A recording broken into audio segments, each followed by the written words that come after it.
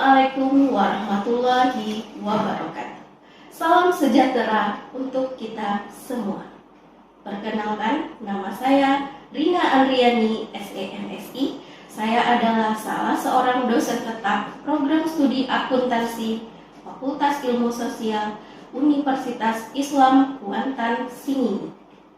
Latar belakang pendidikan saya adalah S1 program studi Universitas Riau dan S2 program studi akuntansi Universitas Andalas.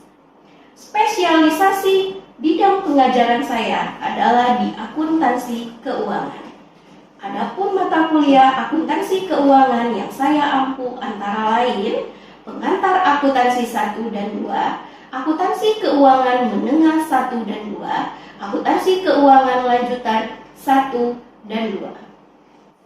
Melalui video ini saya akan menjelaskan terkait dengan teknik pembelajaran saya di salah satu mata kuliah akuntansi keuangan menengah 1 dengan metode DIA, Delivery Interaction Assessment. Tujuan pemaparan ini adalah untuk unjuk kerja pelaksanaan tridharma perguruan tinggi di bidang pengajaran. Oke, baiklah.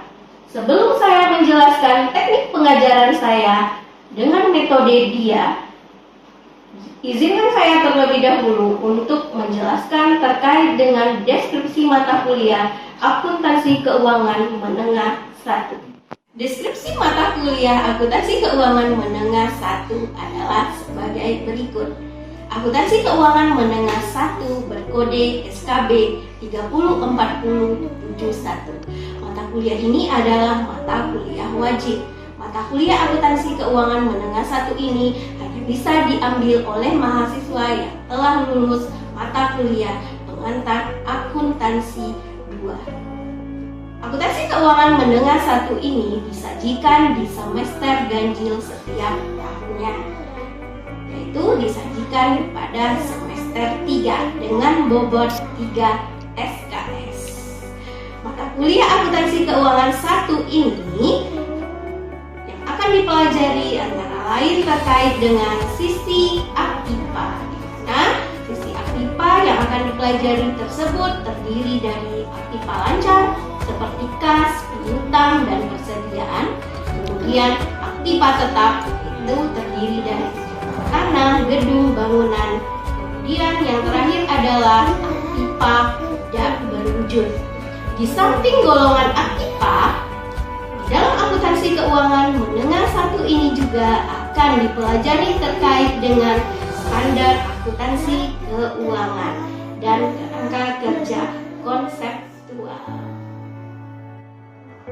Luaran yang diharapkan dengan mempelajari mata kuliah akuntansi keuangan menengah 1 ini adalah mahasiswa mampu memahami konsep standar akuntansi keuangan dan kerangka kerja konseptual. Selain itu, mahasiswa juga diharapkan mampu dan memahami terkait dengan pengakuan, pengukuran, penyajian, dan pengungkapan akun-akun yang terdapat di laporan posisi keuangan tersebut. Mode pembelajaran di mata kuliah akuntansi keuangan menengah 1 ini adalah dengan metode ceramah, diskusi, tanya jawab, dan latihan soal. Sistem pembelajarannya dilakukan secara tatap muka. Selanjutnya saya akan menjelaskan terkait dengan teknik pengajaran saya dengan metode DIA, Delivery Interaction Assessment. Delivery. Di dalam mata kuliah akuntansi keuangan menengah 1, saya memberikan beberapa buku pegangan kepada mahasiswa terkait dengan topik-topik yang dipelajari di dalam mata kuliah akuntansi keuangan menengah 1. Antara lain karangan Dwi Martani, Kiso, Heri, dan lain sebagainya yang cocok dengan topik-topik yang dipelajari di akuntansi keuangan menengah 1. Interaction. Di awal perkuliahan, biasanya saya selalu melemparkan pertanyaan-pertanyaan kepada mahasiswa. Dari situlah akan muncul interaksi antara saya dan mahasiswa ataupun antara mahasiswa dengan mahasiswa. Dari sini saya juga bisa menyimpulkan terkait dengan apa yang telah mereka dapatkan, apakah mereka memahami atau tidak terkait dengan apa yang telah saya ajarkan. Selain di kelas, saya juga membuat grup WhatsApp. Dari grup WhatsApp ini, kami saling berinteraksi, berkomunikasi, ataupun berdiskusi terkait dengan topik-topik ataupun hal-hal yang tidak mereka pahami ketika berada di kelas. Asesmen. Bagaimana saya menilai mahasiswa? Ketika di awal perkuliahan atau pertemuan pertama, saya selalu menyampaikan kontrak perkuliahan. Nah, di dalam kontrak perkuliahan ini, saya selalu memberikan poin-poin yang akan saya nilai terkait dengan mata kuliah akuntansi keuangan menengah 1. Adapun skema penilaian di akuntansi keuangan menengah 1 ini adalah tugas dan kuis itu 15%, absensi 10%, UTS 35% dan UAS 40%. Nah, terkait dengan absensi, jika seandainya mahasiswa tersebut pertemuannya tidak sampai 75%, maka mahasiswa tersebut tidak diizinkan untuk mengikuti ujian akhir semester. Selanjutnya, terkait dengan tugas, cara penilaian saya adalah jika tugas dikumpulkan sesuai dengan tepat waktu dan ketepatan dalam menjawab tugas, saya akan memberikan nilai sesuai dengan kontrak perkuliahan. Namun sebaliknya, jika mahasiswa agak molor dalam memberikan tugas atau mengembalikan tugas yang telah saya berikan, maka tentunya tidak akan sesuai dengan kontrak yang telah saya sebutkan. Selanjutnya, UTS 35%. Dan yang terakhir UAS 40%, di mana yang hanya bisa mengikuti UAS ini adalah mahasiswa yang kehadirannya hanya mencapai 75%. Selanjutnya, saksikanlah cuplikan pengajaran saya di mata kuliah Akuntansi Keuangan Menengah 1 dengan bobot 3 SKS. Topiknya adalah akuntansi kas dan rekonsiliasi bank. Warahmatullahi wabarakatuh. Waalaikumsalam warahmatullahi wabarakatuh. Jadi pertemuan hari ini kita akan membahas terkait dengan akuntansi kas dan rekonsiliasi bank. Nah, aku mau review nih terlebih dahulu terkait dengan materi kita sebelumnya. Ada pertanyaan nih untuk kalian. Siapa yang bisa menjawab nanti diangkat aja tangannya ya. Nah, ada standar akuntansi keuangan yang kita pelajari di minggu sebelumnya. Ada 5 standar akuntansi keuangan di Indonesia. Siapa yang bisa menjelaskan? Mira? Bisa? Oke, silakan Mira. SAK IFRS, yaitu International Financial Reporting Standard, yang digunakan sebagai acuan atau pedoman. Yang kedua yaitu SAK SAP, Standar Akuntansi Pemerintahan, digunakan untuk awam dan pedoman untuk menyusun laporan keuangan. Yang ketiga yaitu SAK ETA, Entitas Tanpa Akuntabilitas Publik, digunakan untuk acuan atau pedoman seperti koperasi dan BUMDes.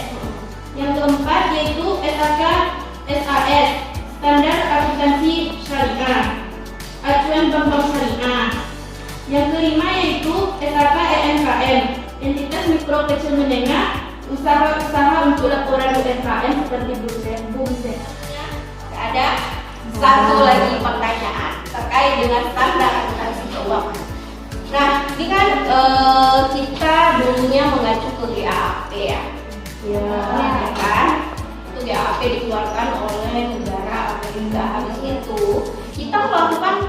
konvergensi ke IFRS. Apa yang dinamakan dengan konvergensi IFRS? Oke. Konvergensi IFRS adalah peralihan dari GAAP atau General Accepted Accounting Principle ke IFRS atau International Financial Reporting Standard. Oke, kalau begitu berarti udah cukup paham ya. Karena materi kita hari ini ada kaitannya dengan standar akuntansi keuangan. Nah, sekarang kita belajar terkait dengan akuntansi kas dan rekonsiliasi bank. Dimulai dari definisi, pengukuran, penyajian, pengungkapan hingga nanti latihannya ya. Ini akan kita pelajari. Nah, di dalam kas ini nanti kita belajar juga terkait dengan rekonsiliasi bank. Nah, terlebih dahulu tentu kita harus tahu dulu definisi kas itu apa, pengukuran kas, penyajian kas, kemudian pengungkapan kas. Nah, kata udah kas adalah alat bangsa yang memiliki dua karakteristik. Contohnya adalah uang tunai, kemudian apa? Cek ya. Itu dia adalah jenis kas. Kas atau setara kas ini dia dicatat berdasarkan nilai nominal yang disajikan dalam rupiah. Kalau misalnya nominalnya 10 juta ya dicatat 10 juta. Nah, apabila terdapat saldo kas dalam valuta asing, maka itu harus dikonversi terlebih dahulu jika seandainya kita mau mencatat ke laporan keuangan ya. Nah, itu ke mata uang rupiah. Itu pengukurannya. Selanjutnya, penyajian kas. Nah, penyajian kas itu seperti apa? Nah, coba lihat di slide itu. Nah, misalnya seperti ini. Ini nama PT-nya adalah PT Andalas misalnya. Laporan posisi keuangan.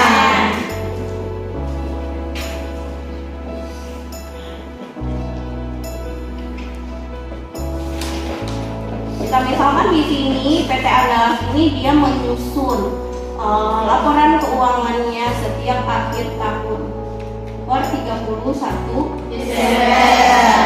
Misalnya 2020 lah ya. 2020. Nah, jadi ini contoh neracanya. Nah, di sini anak akuntansi itu harus tahu ya.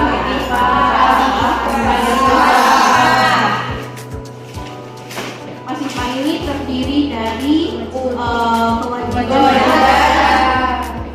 modal.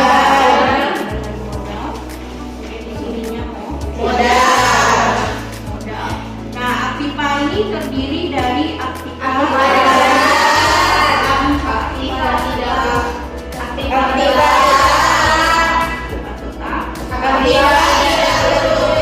ini dia kelompok aktiva. Nah, di mana kas itu disajikan? Di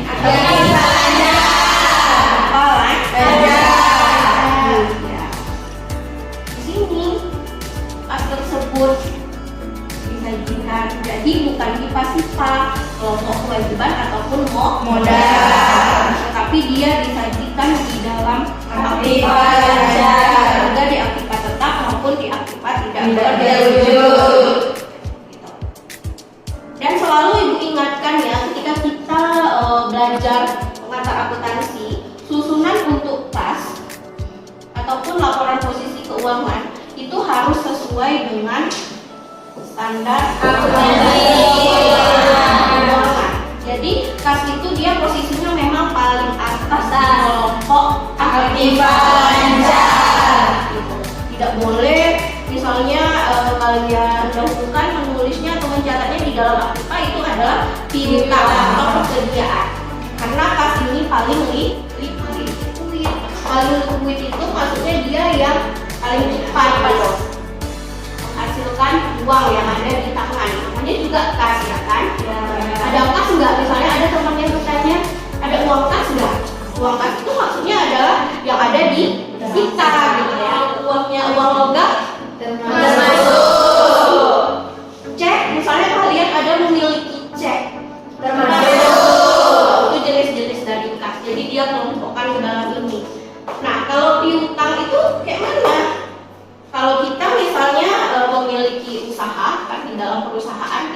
menjual barang gitu ya. Ya. Kemudian barang tersebut kita jual secara kredit. Nah, timbul piutang itu nanti baru akan dibayarkan oleh si pembeli ketika jatuh tempo. Ketika jatuh tempo. Nah, ketika jatuh tempo itulah baru menjadi uang kas. Gitu. Jadi masih tinggi derajat kas ini gitu. Jadi kayak gitu prosesnya. Persediaan juga seperti itu. Kalau kita ilustrasikan misalnya kita masih persediaan stok ya di dalam perusahaan, belum untuk dijual lagi gitu. Sementara persediaan itu masih banyak lagi. Kalau kita belajar di akuntansi itu masih ada prosesnya ya kan. Di gudang terlebih dahulu, kemudian kita analisis, kemudian baru bisa dijual gitu. Nah, dijual kalau laku ya alhamdulillah gitu, langsung menjadi kas. Tapi kalau misalnya dijualnya secara kredit tentu timbul piutang lagi gitu. Itu prosesnya. Oleh sebab itu kas ini dinamakan yang paling lancar. Berikutnya pengungkapan kas. Jadi pengungkapan terhadap kas ini hal-hal yang berkaitan dengan kas. Laporan keuangan kita apa nih gitu ya. Kemudian kalau misalnya ada nanti transaksi yang berkaitan dengan mata uang di luar dari rupiah, nah itu harus dicatat di sini seperti apa. Kita harus mengonversinya ke dalam mata uang rupiah. Seperti itu. Jadi di dalam CALK inilah kita ungkapkan gitu, apapun yang berhubungan dengan. Oke, lanjut. Sifat dan karakteristik kas ya. Artinya apa? Kalau bisa disimpulkan seperti apa sifat dan karakteristik ini? Dia tidak memiliki identitas kepemilikan, itu yang harus digarisbawahi, sehingga mudah dipindahkan. Dengan kondisi ini, maka manajemen harus yakin bahwa setiap pengeluaran kas harus sesuai dengan tujuan. Semua uang yang seharusnya diterima benar-benar diterima. Tidak ada penyalahgunaan terhadap uang milik perusahaan. Nah, ini yang penting nih. Tuh, harus dipikirkan secara sama oleh perusahaan nih. Ini terhadap perencanaan dan pengawasan kas, karena kas itu memang mudah diselewengkan. Sensitif. Dia tidak meninggalkan jejak ya kan kalau hilang. Nah, oleh sebab itu kalau terjadi transaksi dalam jumlah yang besar di dalam perusahaan itu memang secara detail ya, memang harus benar-benar dicatat gitu. Setelah itu uang yang ada di perusahaan harus disetorkan ke bank. Seperti ini sistem pengendalian internal terhadap kasnya. Nah, pengawasan akuntansi, kemudian ada pengawasan administrasi. Misalnya untuk pengawasan akuntansi berkaitan dengan mengamankan kekayaan perusahaan dan menjamin ketelitian dan dapat dipercaya atau tidaknya data asuransi. Sedangkan melalui pengawasan administrasi berkaitan dengan efisiensi operasi dan kepatuhan terhadap manajemen. Nah, biasanya di dalam pengawasan terhadap internal kas ini dia harus dipisah-pisah gitu, dan harus tahu ini bagian mana nih gitu, ini bagian mana gitu. Jadi yang menerima kas itu aja orangnya, tidak bertukar tugas. Dan kalau bisa hanya satu orang saja. Pada saat itu juga kalau banyak uang di dalam perusahaan itu harus disetor ke bank. Harus ada uang kas di dalam perusahaan itu. Nah, itu yang dinamakan dengan petty cash atau kas kecil. Apa itu kas kecil dan untuk apa gunanya kas kecil ini? Nah, kas kecil itu dia digunakan untuk kegiatan rutinitas yang ada di dalam perusahaan. Jadi dia rutin gitu. Rutin terjadi di dalam perusahaan itu. Misalnya untuk membeli KTK, misalnya alat tulis kan, terus misalnya untuk sarapan minuman para karyawan, atau mungkin untuk hal-hal kecil lah yang berkaitan dengan transaksi yang ada di dalam perusahaan itu. Tetapi jumlah nominal uangnya itu tidak besar, dengan ratusan, tidaknya palingan yang besar itu misalnya dipatokkan 1 juta misalnya. Nah, untuk kas kecil ini sebenarnya itu harus ada juga yang memegangnya.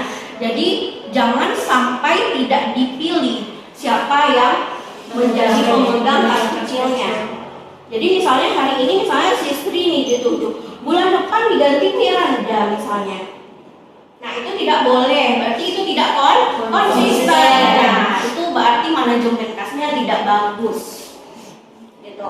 Jadi harus orang yang sama. Kecuali kalau seandainya kira-kira nih si Sri sudah dicurigai gitu ya, sudah di audit dan segala macam misalnya, barulah nanti kita cari gantinya gitu. Jadi perusahaan harus konsisten gitu. Jadi harus ada yang memegang kas kecil ini. Sebenarnya untuk perusahaan-perusahaan yang besar juga, kas kecil ini seharusnya itu dibuatkan buktinya seperti lembaran-lembaran kecil gitu ya. Nah jadi siapa nanti yang ngambil misalnya nanti itu ada buktinya dan ditandatangani oleh pemegang kas kecil gitu. Setelah itu nanti setiap bulannya pemegang kas kecil akan menyusun laporan juga gitu. Udah berapa nih tinggal kas kecilnya misalnya. Nah terus di dalam perusahaan itu juga dalam penggunaan kas kecil ini itu selalu konsisten juga setiap pengeluarannya, sehingga nampak nanti di dalam laporan posisi keuangannya di kas ini berapa untuk kas kecil. Tidak boleh berubah-ubah juga. Misalnya dipatokkan misalnya untuk kas kecil ini setiap bulannya itu misalnya 10 juta misalnya. Nah setiap bulannya itu 10 juta pengeluaran untuk kas kecil begitu. Nah pemegang kas kecil itu nanti dia akan meminta dana kepada perusahaan jika dana kas kecilnya sudah menipis.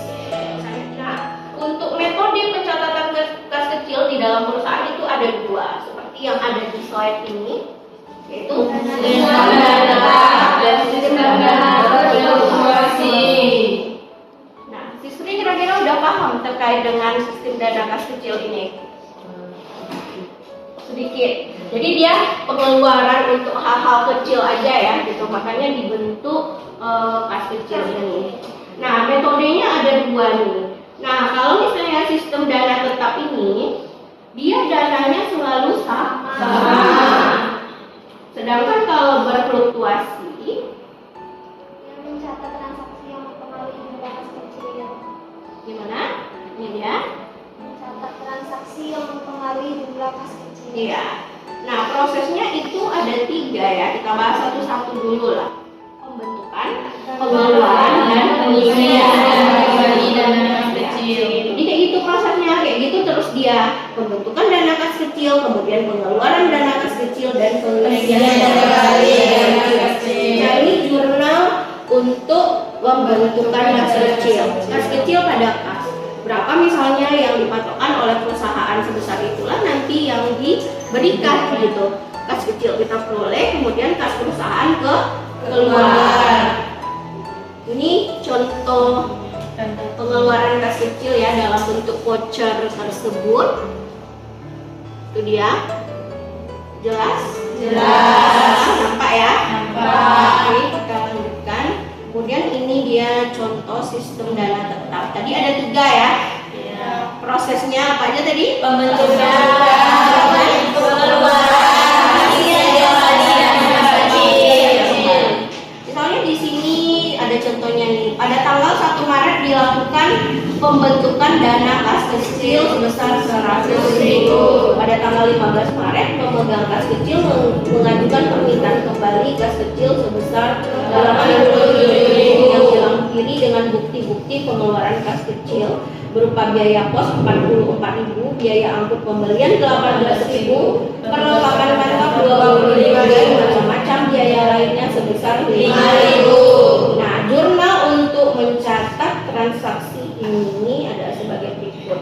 Yang pertama, pembentukan kas kecil yaitu sebesar 100.000 ya, kas kecil pada kas seperti yang kita pelajari tadi. Kemudian ini dia lampiran-lampiran tadi, biaya pos ada 44.000, kemudian dia ada 15.000, perlengkapan kantor, nah, kas yang keluar itu 87.000.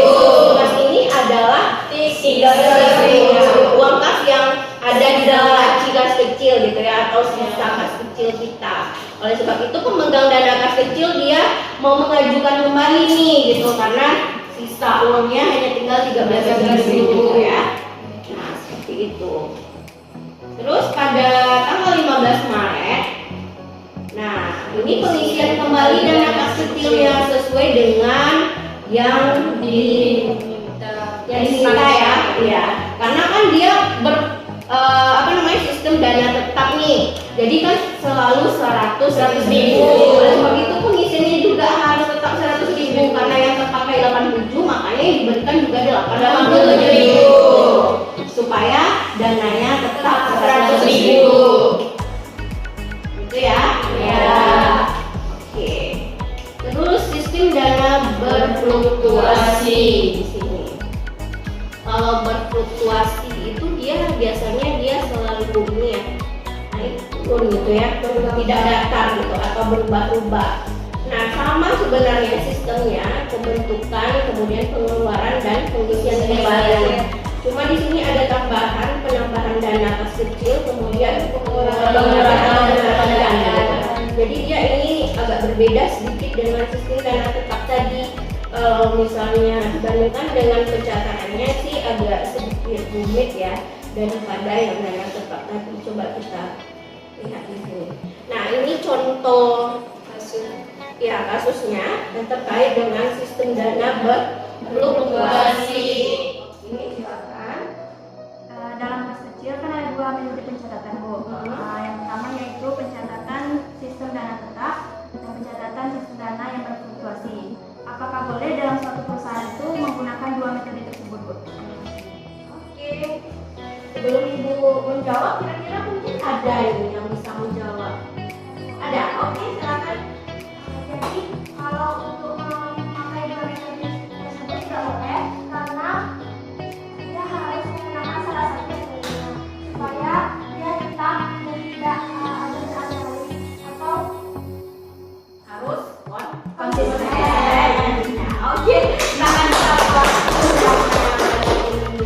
Nah, itu partisipasinya sangat diharapkan setiap kali ada pertemuan ya, karena itu bisa menambah nilai kalian nanti di luar dari nilai UAS dan UTS. Jangan soal begini terkait dengan etiket ya, etiket atau kasih. Coba kerjakan ini. Nah, sampai di sini. Assalamualaikum warahmatullahi wabarakatuh.